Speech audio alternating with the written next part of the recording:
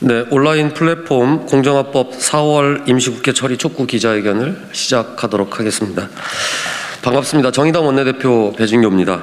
어제자 언론에 자영업자들의 안타까운 사연이 보도되었습니다. 가게를 이용하는 고객들에게 영수증이나 댓글, 메모 등 갖은 수단을 이용해서 배민원을 이용하지 말아달라고 읍수하고 있다는 것입니다. 한 번에 한 건만 배달하는 배민원 서비스가 수수료 체계를 조정하면서 자영업자들의 수수료 부담이 대폭 늘어났기 때문입니다. 버는 돈을 마냥 헌납할 수도 없고 그렇다고 배민을 이용하지 않을 수도 없었던 자영업자들은 고육지책으로 읍소를 택할 수밖에 없었습니다. 전형적인 독과점의 폐해입니다. 작년 3월에 제가 발의한 온라인 플랫폼 공정화법에는 플랫폼과 이용 사업자 간 거래 조건을 협의할 수 있는 내용이 포함되어 있었습니다. 이 법이 제때 제정되었다면 적어도 이런 기막힌 풍경은 벌어지지 않았을 것입니다. 작년 하반기에는 쿠팡과 배민, 카카오, 네이버, 야놀자 등 플랫폼 기업들의 불공정 거래 행위가 쏟아지듯이 세상에 드러났고 국정감사는 플랫폼 국감이라는 이름이 붙었습니다.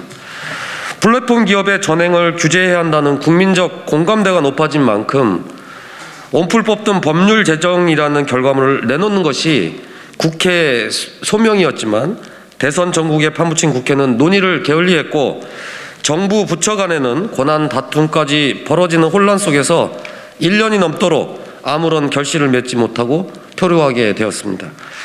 도리어 이제는 윤석열 당선인이 플랫폼 자율 규제 원칙을 내세우면서 제정은커녕 이대로 폐기되는 것 아니냐는 우려까지 하고 있는 상황입니다. 대통령이 바뀌었다고 기업의 경영진이 바뀐 것도 아니고 플랫폼 기업의 독과점은 바뀌기는커녕 오히려 더욱 공고해지고 있습니다. 플랫폼과 이용자 간의 불공정과 갑을 관계도 더욱 강화되고 있는 상황입니다. 압도적인 데이터와 기술력, 자본을 고루 갖춘 공룡 플랫폼이 입법 공백의 사각지대에서 업계와 우리의 생활 전반을 지배하는 가운데 일반적 수수료, 광고비 인상, 택시콜 몰아주기, 리뷰 조작, 자사우대, 골목 상권 침해 등 불공정 거래에 신음하는 국민들께 법과 제도의 손길이 미치지 못하고 있습니다. 저는 오늘 자영업자와 플랫폼 이용 사업자들의 참담한 현실을 대변하기 위해 기자회견을 시급하게 열게 되었습니다. 온라인 플랫폼 거래 공정화에 대한 법률 제정을 위한 국회 논의를 촉구하며 나아가 플랫폼 기업의 독과점 자체에 대한 규제 논의도 시작되어야 합니다. 먼저 이상원 한산총련 사무총장님을 시작으로 발언을 들어보도록 하겠습니다. 플랫폼이 혁신적인 것이라는 것은 아무도 부정하지 않습니다. 또한 코로나로 인한 소비 패턴의 변화에 따른 플랫폼의 핵심적인 역할 역시 자영업자들도 부인하지 않습니다. 하지만 혁신이라는 명분으로 불공정 행위와 시장 독점 행위를 방치하는 것은 차원이 다른 이야기입니다. 여전히 많은 가맹점과 대리점 등이 갑을관계의 기울어진 운동장에서 힘들게 버텨나가고 있는데 플랫폼 기업들은 이 혁신이라는 이름으로 고스란히 기존 대기업들의 이런 갑질을 반복하고 회사의 주요한 수익의 원천으로 삼고 있습니다. 또한 혁신이라는 이름을 내걸고 단 하나의 규제도 허용하지 않겠다고 합니다. 불공정의 문제만 있는 것도 아닙니다. 플랫폼들은 무분별하게 사업 확장을 통해 골목 상권을 파괴하고 있습니다. 저도 오늘 이 자리에 오면서 택시 호출 어플을 이용해서 왔습니다. 하지만 플랫폼 기업들이 택시 호출 중개 플랫폼을 운영하는 것과 택시 회사를 직접 운영하는 것은 다른 이야기입니다. 플랫폼 기업들이 음식 배달 중개업을 시작으로 해서 지금은 식자재 납품, 심지어 퀵커머스라는 이름으로 식료품, 생활용품까지 배달하고 있습니다. 플랫폼 기업들은 플랫폼이라는 이름으로 기존의 대기업들의 행태를 반복하고 있습니다. 하지만 이제 와서 이러한 플랫폼들의 불공정 행위와 시장 침탈, 독점 행위를 방지하지 않는 것은 오히려 그들에게도 손해입니다. 잘 아시다시피 플랫폼 시장은 선점한 업체와 자금력이 풍부한 업체가 압도적으로 시장을 독점하는 구조입니다. 오히려 IT 기업들 입장에서도 기회의 창이 열리기 위해서는 규제가 필요합니다. 기업의 입장에서나 중소상인의 입장에서나 소비자의 입장에서나 혁신을 저해하는 규제가 아닌 혁신을 위한 규제가 필요합니다. 그 시작은 온라인 플랫폼 공정화에 관한 법률이 될 것입니다. 그러나 아직 한 발자국도 못 나가고 있습니다. 이제 저희 중소상인 자영업자들은 온라인 플랫폼 공정화법과 더불어 새롭게 온라인 플랫폼의 반독점법, 시장 침탈을 방지하는 중소상인 자영업자들을 위한 보호법을 요구하고 있습니다. 이제라도 국회가 나서서 늦었지만 빨리 논의를 이어가야 될 것 같습니다. 감사합니다. 예, 지금 외식 사업자들은 다들 아시다시피 코로나 재난이 촉발한 경영 위기 속에 간신히 버티고 있습니다. 얼마 전에 KBS에서도 보도했지만 지금 외식 자영업자들은 그동안 배달로 버텼다.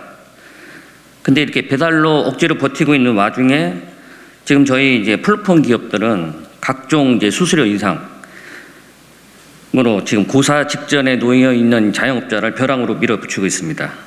그리고 그 밀어붙이는 수단이 바로 무한 경쟁입니다. 흔히 잘 알고 계시는 무제한 깃발 광고. 진짜 심할 경우에는 자영업자들이 그 영세한 와중에도 88,000원짜리 10개, 20개, 심지어는 30개씩 꽂고 있습니다.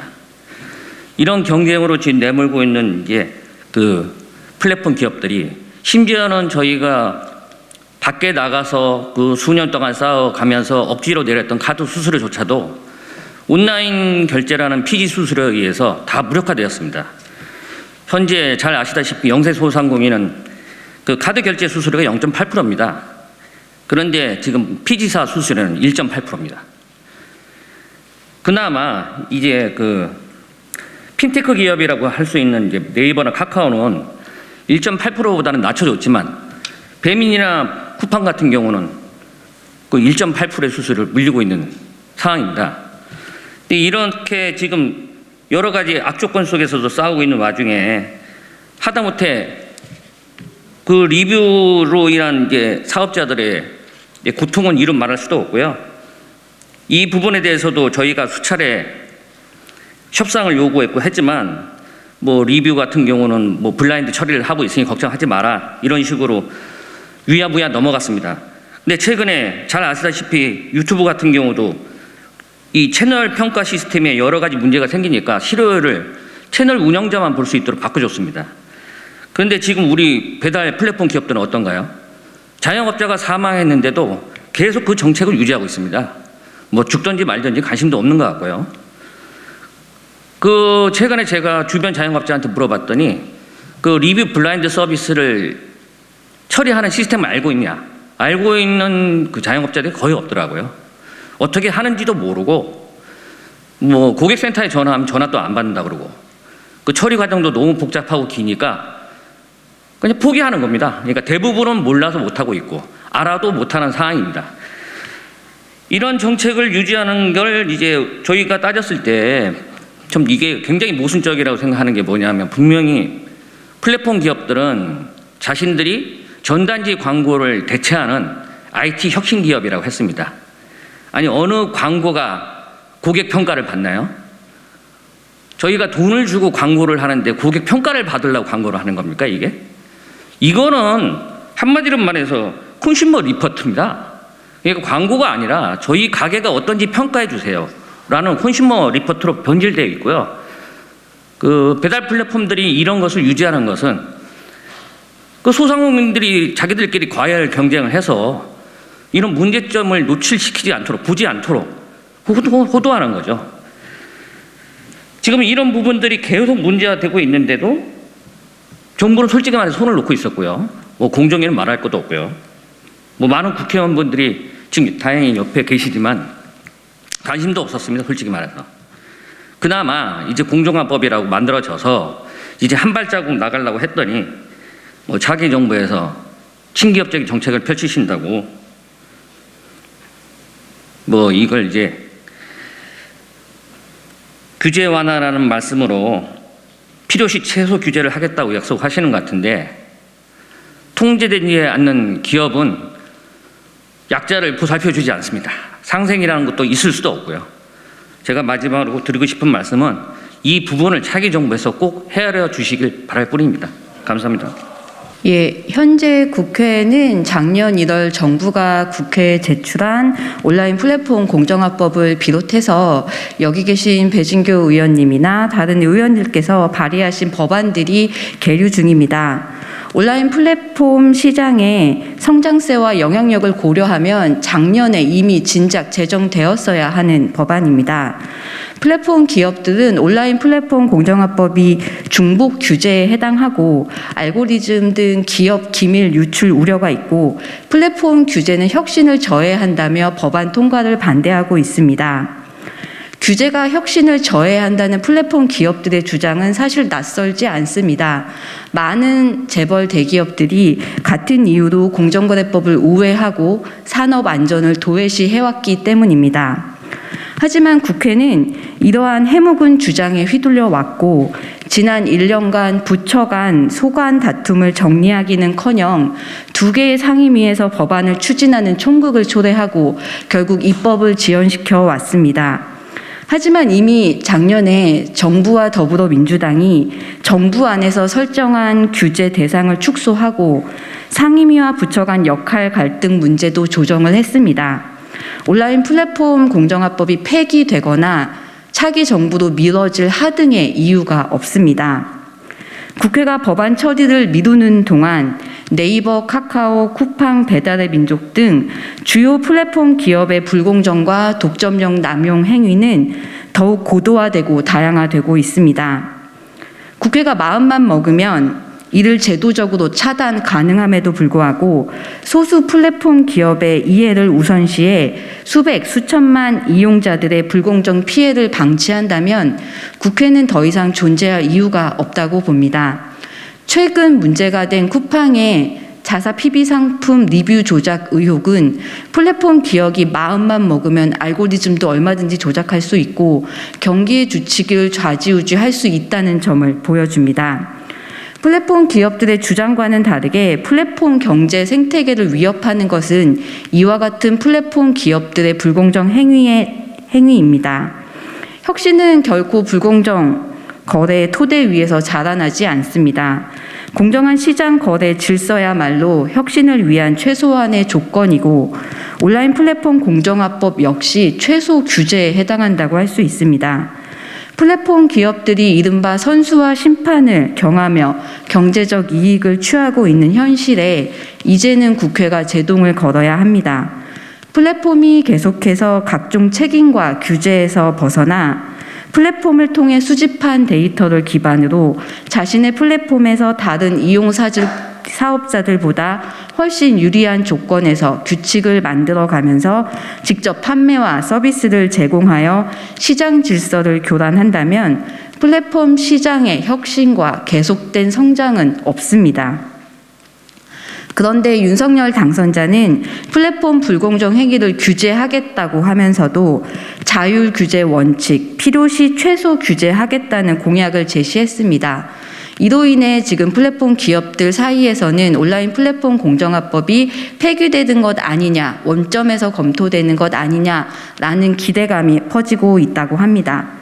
하지만 윤석열 당선자가 자율 규제 운운하면서 시장 경제를 교란하고 시장의 건전성을 훼손하는 불공정 거래 행위를 규제하지 않는다면 윤석열 당선자가 줄곧 강조해온 시장 경제를 바로 세울 수는 없습니다.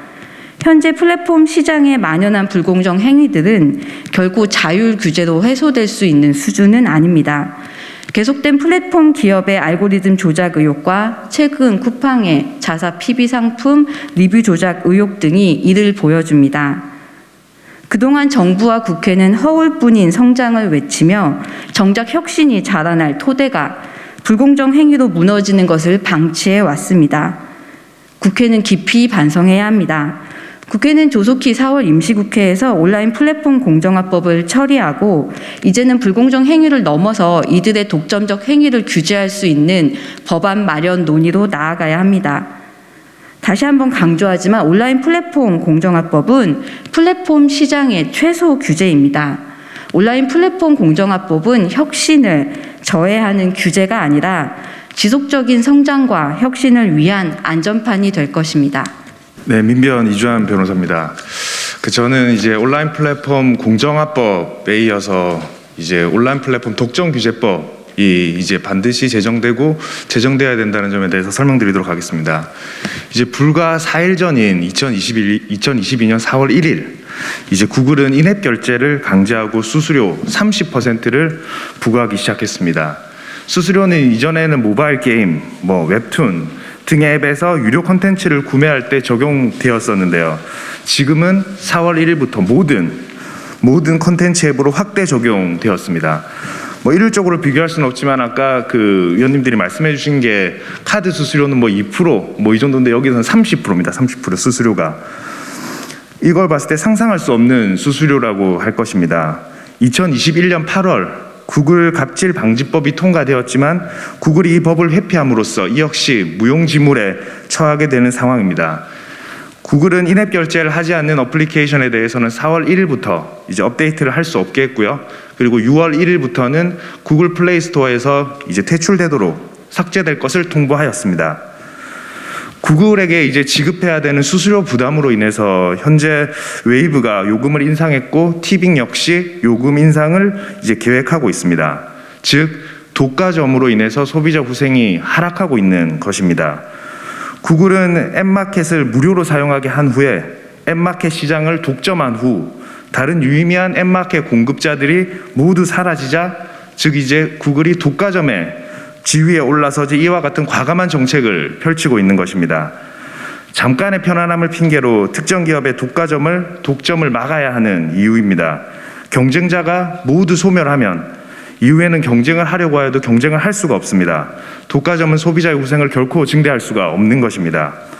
그뿐만이 아닙니다. 쿠팡, 카카오, 야놀자 등 주요 플랫폼 기업들이 자신의 플랫폼을 통해서 수집된 데이터를 활용해서 자사 PB 상품을 판매하고 있습니다. 자신의 플랫폼을 이용하는 다른 이용 사업자들과 경쟁을 하는 이른바 심판과 선수 겸직 문제가 계속되고 있고 이뿐 아니라 쿠팡, 카카오의 경우 심판이 선수로 뛰면서 경기의 규칙마저 조작했다는 의혹을 받고 있습니다. 이미 EU나 일본은 온라인 플랫폼 중개 거래를 규율하기 위한 법을 시행 중이고요. 미국은 작년 6월 이제 애플, 페이스북, 아마존, 구글 등 거대 온라인 플랫폼을 겨냥해서 공동 발의한 반독점 패키지 법안이 미 하원 법제사법위원회를 통과했습니다. 그리고 바이든 대통령 역시 이와 관련한 행정명령을 서명한 바 있습니다. 플랫폼의 중개거래 질서 구축을 넘어 독점 규제를 위한 행정적 조치와 입법 시도가 계속해서 이루어지고 있는 것입니다. 플랫폼 시장의 확장과 그에 따른 불공정, 독점 행위에도 불구하고 우리의 플랫폼 규제와 논의는 첫발조차 떼지 못하고 있는 상황입니다. 규제 사각지대에서 혁신으로 포장된 갑질과 독점을 계속해서 방치할 경우 그 피해는 입점업체는 물론이고 소비자와 시장 전반에 미칠 것입니다. 이번 4월 임시국회에서 조속히 온라인 플랫폼 공정화법을 처리하고 이를 발판 삼아 소수의 거대 플랫폼이 독점을 예방 및 해소하기 위한 논의를 시작하여야 할 것입니다. 코로나 시대를 맞아 폭발적으로 성장한 플랫폼 산업의 이익은 과연 어디로 기속되고 있는가? 우리는 이런 질문을 해볼 때가 됐습니다. 이제 마지막으로 플랫폼 경제 시대를 맞아 기술 발전과 혁신의 성과에 모든 참여자들이 평등하게 접근하고 모든 경제 주체들이 공정하게 경쟁하며 플랫폼 생태계가 공생의 장이 될 수 있도록 4월 국회에서는 온라인 플랫폼 거래 공정화법 제정을 반드시 실현해야 합니다. 뿐만 아니라 이 온라인 플랫폼 거래 공정화법 이후에 한국 사회의 새로운 신경제 민주화를 이루기 위해서 플랫폼 자본 반독점법 제정도 논의가 시작되어야 합니다. 저는 조만간 플랫폼 자본 반독점법을 발의할 예정이라는 말씀도 함께 드리면서 앞으로 관련 당사자들과 함께 법 제정을 위해 노력하겠다는 말씀을 드리겠습니다. 오늘 기자회견에 함께해 주신 네 분께 감사의 말씀 드리면서 이상으로 기자회견을 마치도록 하겠습니다. 고맙습니다.